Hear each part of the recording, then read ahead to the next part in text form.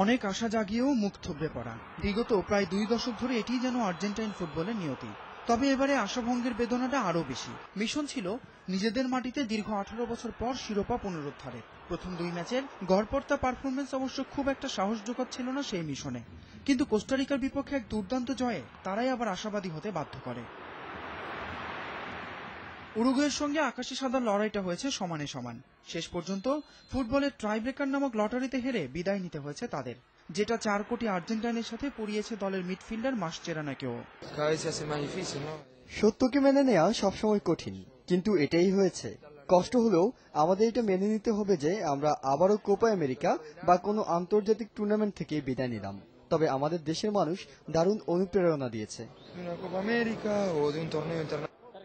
Quarter final থেকে এই অনাকাঙ্ক্ষিত বিদায়ে কোচ সার্জিও বাতিস্তার সব কথাই এখন সান্ত্বনা বাণীর মতো শোনাচ্ছে। আমাদের সামনের দিকে এগোতে হবে। আমি সবসময় বলেছি সবচেয়ে গুরুত্বপূর্ণ হলো বিশ্বকাপ। আমরা কখনোই এভাবে বিদায় নিতে চাইনি, তবে আমি আমার দলের খেলোয়াড়দের পারফরমেন্সে সন্তুষ্ট। বিশ্বকাপের পর এবার কোপা আমেরিকার সেমিফাইনাল।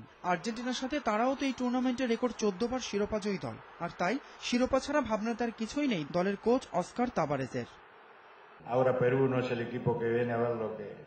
আমি এখন পেরু নিয়ে ভাবছি।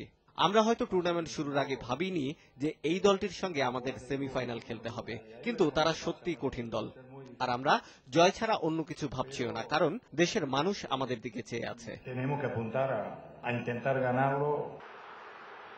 আর্জেন্টিনার বিদায়ে কিছুটা তো রঙহীন হলোই এবারের কোপা আমেরিকা। তাই বলে উরুগুয়ে কিংবা ব্রাজিলের শৈল্পিক ফুটবলের ছন্দ দেখার সুযোগটা তো এখনো শেষ হয়ে যাচ্ছে না। ফয়সাল তিতুমির, সময় সংবাদ।